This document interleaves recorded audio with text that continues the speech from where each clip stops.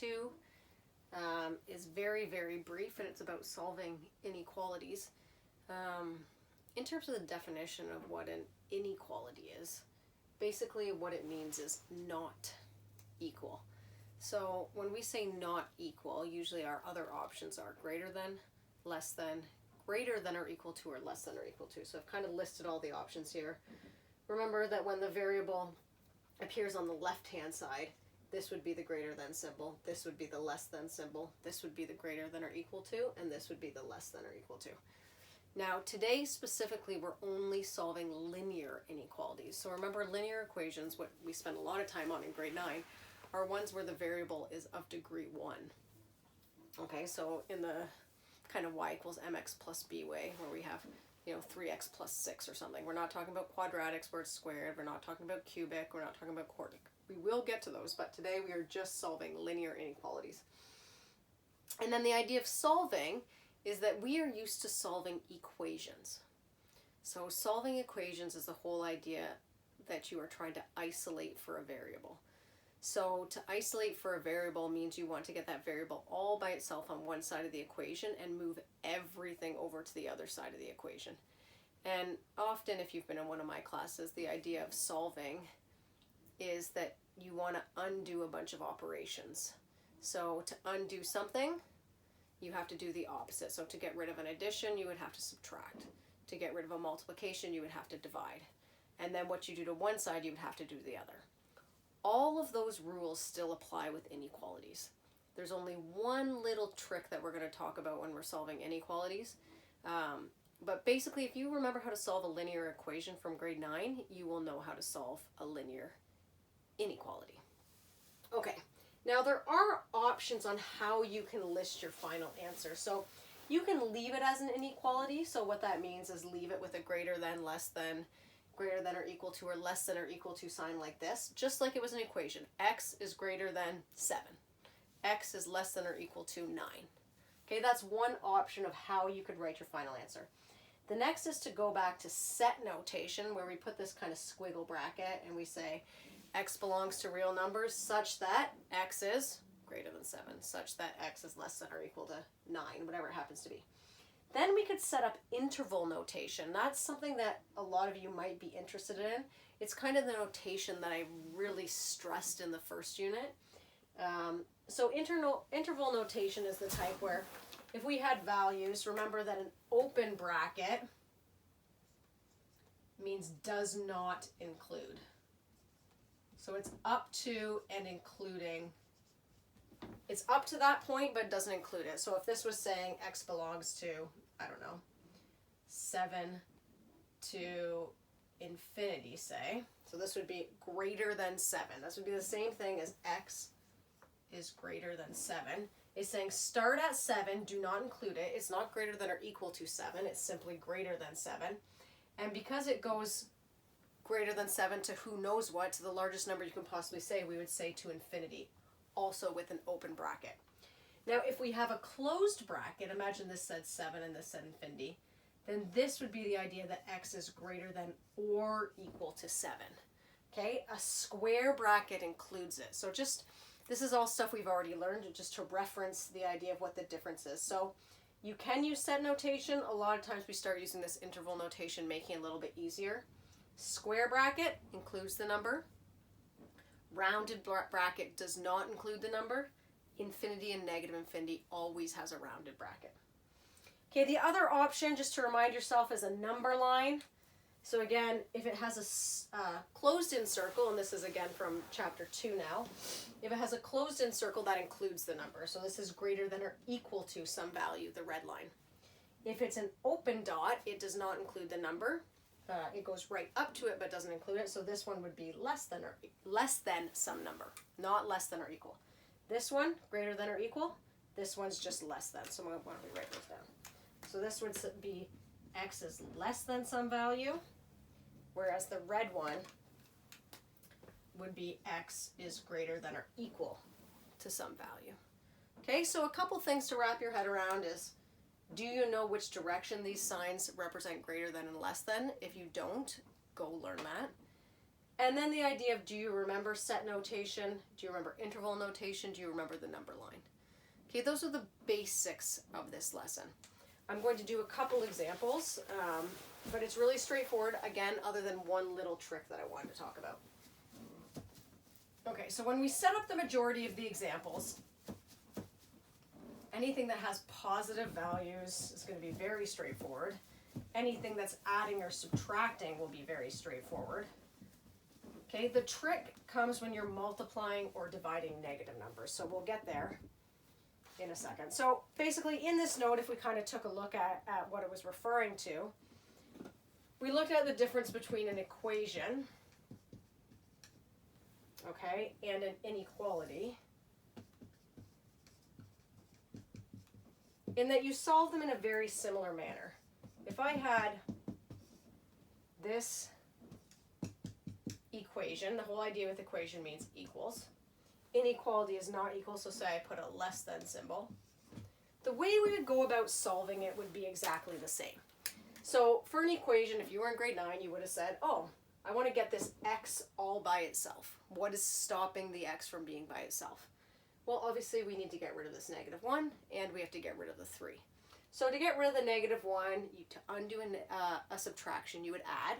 If I do it to this side, I have to do it to this side. Well, in grade 9, we start saying, okay, it's really annoying to add 1. So we started the idea of if you bring something to the other side of the equation, it becomes positive. Okay, that makes life much easier. So right away on the very next line, we can say 8 plus 1. Now, obviously, you wouldn't even need to write that line. You would be okay with just writing 3x is equal to 9. And then here you're saying, well, at this stage, how do I get rid of the 3? I want the x to be by itself. Well, right now it's being multiplied. The opposite of multiplication is division. What you do to one side, you do to the other. Obviously, the reason we did it to this side, 3 divided by 3 is 1. So that sort of cancels. And on this side, 9 divided by 3 is 3. And this is, in fact, the solving of our equation. Now, on this side of the map of the line, we have an inequality. Remember, an inequality just means it's not equal. It can be something else. We are going to solve this in the exact same way. I'm going to leave this symbol how it is. When I bring the -1 over, it becomes addition. So then on this side, I say 8 plus 1, and I get 9. And then again, how do I undo a multiplication? I divide. When I divide that side, I now get x is less than 3. Okay, nothing was different about this. I kept this symbol all the way across, and I didn't change anything at all. Because I just flipped the camera over, so I used the better side of the camera. But I don't see anything. You don't see anything on that side? I do, but yeah. my Okay. stomach's blocking. So, don't touch it, please. Okay, so when we look at this idea, it's all fine when we're dealing with addition or subtraction and we're dealing with dividing of a positive number. Okay, what goes a little bit funny is when we have to multiply or divide by a negative. So if we go down, I'm doing the note, not exactly the same order as what's in your note, obviously. You can read along, print off what you need. But if we have this inequality now, -3x minus 27 is less than or equal to 0. Now, any addition or subtraction is fine. So if I want to get rid of this -27, I can bring it over to the other side, change its sign, it becomes positive 27, right? I just did 0 plus 27 to get there. Now, the key here is, if I want to divide now by a negative number, and this is the part, Morgan, move your hand, please. If I want to divide by a negative number, something has to happen. This symbol here has to switch directions. Okay, so it was a less than or equal to. As soon as you divide by a negative, it switches to a greater than or equal to. The rest remains the same, so that's the main rule. This is now an x, and this is now a -9. Okay, so you get a final answer of x greater than or equal to -9. And kind of think about whether this works or not. If you try to sub it back in and you're saying, well, why did you do that? Well, just take a look. Pick a number greater than or equal to -9. We're going to stop it. Okay, so a number greater than or equal to negative 9 is something like, I don't know, let's pick 0. That is larger than negative 9. You could have picked negative 8, you could have picked a negative 7, you could have picked negative 6. Okay, but if I pick 0, if I put a 0 in for x, this becomes 0, and I have negative 27 is less than or equal to 0. That is true. See it.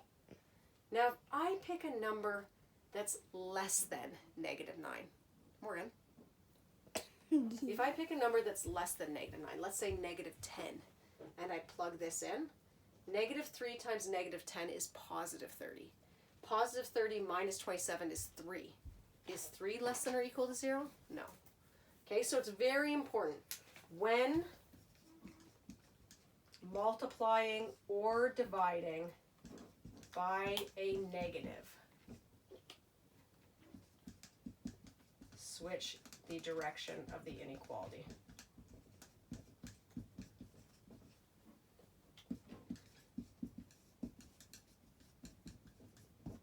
That's the main rule. Now, if it has an equal to sign added to it, you leave that on. So if it was less than or equal to, you switch it to greater than or equal to. If it was just less than, you switch it to just greater than. Okay, so that's sort of the main idea. Now, if I wanted to see, well, how can I write this in different notations? Greater than or equal to negative 9.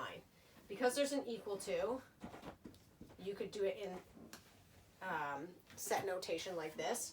Greater than or equal to negative 9 includes negative 9, goes to infinity. You could just write it in set notation, or this is interval notation, sorry. Set notation, x belongs to real numbers such that x is greater than or equal to negative 9. Or if you had a number line, negative 9, negative 8, negative 7, negative 6, so on and so forth, you would, because it's equal to as well, you would have a closed dot, and you would throw the arrow that way. Okay, so just be aware all of these are okay to review because I said it wrong the first time. This is set. This is interval. Morgan, please stop that. Fine. And this is a number line. Okay, so it makes perfect sense there. I am going to do a couple of the examples that are listed here just to do the practice, and from there you'll be ready to do the 4.2 homework. What's the 4.2 homework? You want to come sit with me, babe? Yeah. Okay, come sit. Sit over here on this side. Okay. Okay, so the first example was, in A, the example is 14, 2x minus 3 is less than or equal to 42. Now, there are a couple options. Morgan, what are you doing? Something's wrong on your phone. Why? It says low battery. It's okay. In terms of solving, you have multiple, it's really up to you how you do it. If you want to distribute the 14 in first and then solve, you can. If you want to get rid of this 14 first, that's also an appropriate action. So I like to get rid of the 14. Why keep it over here? I do too. We're dividing by a positive. That means we don't have to change anything. So it goes away. And the only thing you're responsible for doing is dividing 42 by 14. I like taking away 14. Okay. So I divide 42 by 14, I get 3. Leave this up here. Adding and subtracting, no problem. Keep the sign exactly the same. The negative 3 comes over, it becomes positive. This becomes a 6. Again, positive numbers, not an issue. I can divide by a positive number. It's not going to change anything. And I get less than or equal to 6. Now, I personally like set notation, so this means you're going from negative infinity all the way to 6 because it's less than or equal to. You could close it like that, and you could say x belongs to this set. Belongs to the set. Okay, so that's a perfectly good example of how to do that. Now, if you want to move farther along, if we do B, say,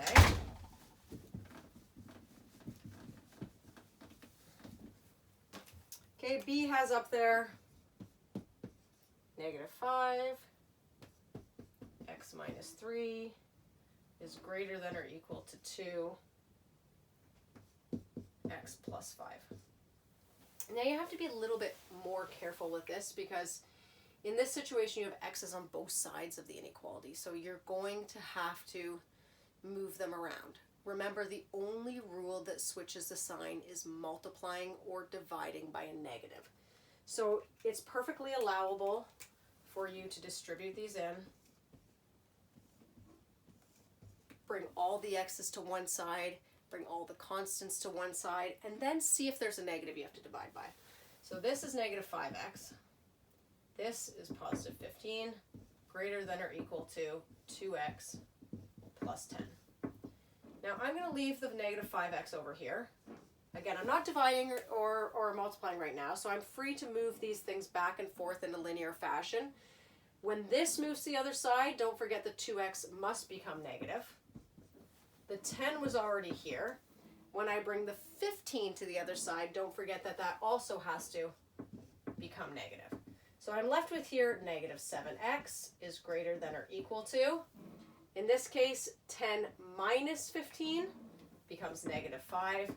And now you say to yourself, to get this x by itself, I have to get rid of the negative 7. What do I do to get rid of a negative 7? Divide by negative 7. What is the key with dividing? What happens to this? This must change directions. So it changes from greater than to less than or equal to. And again, a negative divided by a negative is just a positive. And you get an answer of x being less than or equal to 5 over 7. So again, in set notation, you're going to negative infinity because it's less than.